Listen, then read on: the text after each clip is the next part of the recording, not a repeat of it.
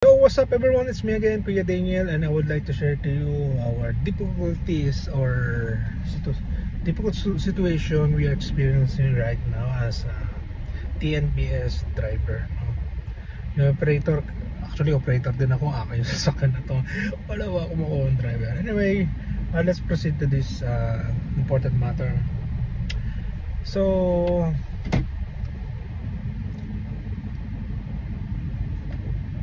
may mga pasahero kasi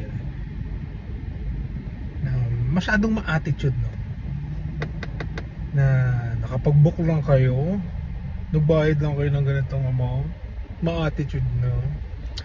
Okay, paano ko nasabi ma-attitude? One factor. Pag pumapasok yung pasahero dito, ako kasi gusto ko i-share sa inyo to, no? Nung nasa, banggitin ko din, magbabanggit ako para ano, nung nasa Port Balintawak ako way back 2017 yata yun, or 2016. So matagal ako dun. 2015 November 2016 hanggang September 27. So almost 2 years din ako doon, no? Or 3 years. Sabi sa amin nung general manager namin, Sir Kiko, so shout out, na kahit sino ang masalubong nyo dito sa kumpanya natin dito, babatiin nyo ng good morning. Ang sabi niya, kahit sino, guard, maintenance, admin, HR, etc., mga kasamahan mo sa trabaho sa sales and the customers, lahat yun babatiin mo. Yun, hanggang ngayon dala ko. Pag may sumasakay dito, hi ma'am, hi sir, good morning, good afternoon, good evening po. Ganun tayo. Why? It is a professional manners, di ba? Kahit naman sa kapitbahay mo good morning, goodbye, good morning, di ba? Mga ganon. Ganun dapat ang attitude natin. Hindi tayo dapat ma-attitude. Okay? Kasi hindi maganda yung ganung bagay, no?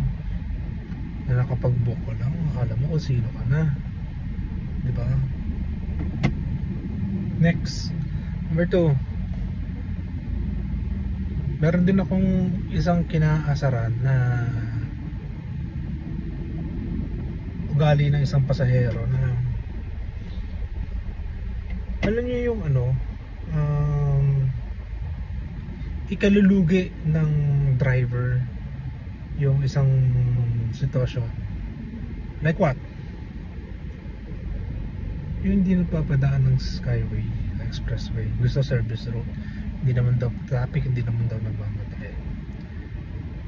May mga errors kasi yung sistemang to, nakakaasar totoo lang, na laging iniintindi yung kapakanan ng pasahero pero yung kapakanan ng driver hindi. Like, pag dumaan ng skyway, kunyari lang 500 pesos yung fare for 30 minutes, for kunyari na naman 30 minutes, pero pag hindi nag skyway, yung 500 is to 1.5 hour. Lugi syempre. So yan yung mga bagay na hindi nila sinasabi sa inyo, na akala gano'n na lang, opportunity na lang. Nope. So nakakabwisit, nakakainis na despite na tinatawag nila tayo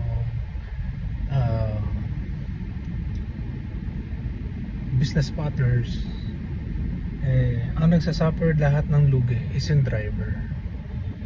For example, kanina nagbiyahe ako, 120 pesos yung kikitain ko sa biyahe. Pwede na, pero isang oras yun. Nasa nagkinita ko? Wala. Si passenger ba may pake? Hindi lahat may pake, diba? 500 pesos na income, 3 hours. Lupit, di ba? So hanggat maaari guys, be sensitive. Hindi nyo sarili sa sasakyan to, no?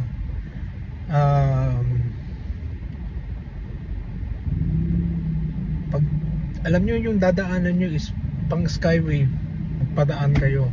Kung ayaw nyo, mag taxi kayo. Okay? Ganoon naman kasimple yun eh, di ba? O pangatlo na lang, kukuntihan lang natin kasi malapit tayo sa pick up point nung pasahero. Pangatlo, this car is not extension of your house. Lagi ko na itong sinasama sa vlog. Nabablog ko na to. Okay, this is not extension of your house. So huwag kayong magkalat dito. Yung mga anak niyo na nakasapatos, nakatsinelas, huwag niyong patapakan sa upuan.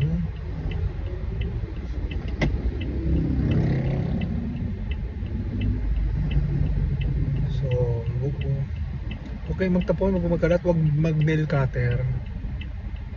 Basta lahat ng ginagawa niyo sa bahay niyo na hindi niyo dapat gawin sa labas ng bahay niyo, huwag niyong gawin, especially sa loob ng kotse. Yan lang, medyo nakakainis na yung araw na to. May hindi, bahala ka dyan.